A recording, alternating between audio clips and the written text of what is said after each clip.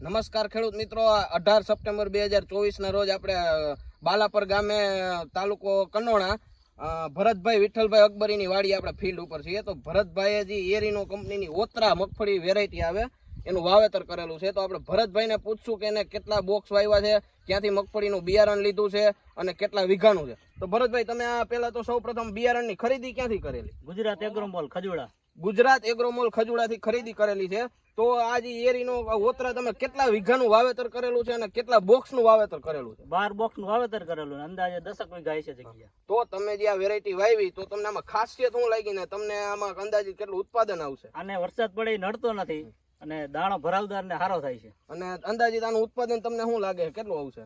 અંદાજે 35 ની આજુબાજુ આવશે, 30 થી 35 માં. તો આ જે વેરાયટી રહી એનું હું તમને ડીપમાં માહિતી આપું કે આ જે વેરાયટી છે તો એનું સૌ પ્રથમ તો આનું ફોતરું આછું થાય, પ્લસ આનો જે દાણો છે એ એકદમ વ્હાઇટનેસ ઉપર થાય. જે એક્સપોર્ટ ક્વોલિટીની અંદર આપણે રોહિણી છે, 38 છે, 37 છે, એની કમ્પેરિઝનમાં આનો દાણો એકદમ વ્હાઇટ થાય.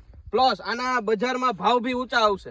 જે તે સમયે જે આપણે 38 છે તો એના કમ્પેરિઝનમાં આના ભાવ બી ઊંચા આવશે અને આનું ઉત્પાદન બી સારામાં સારું આવશે.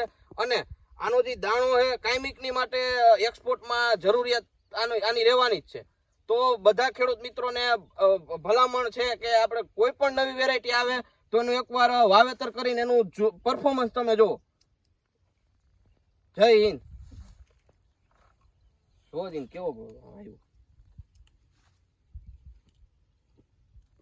બીજી વાર ઉઠાય.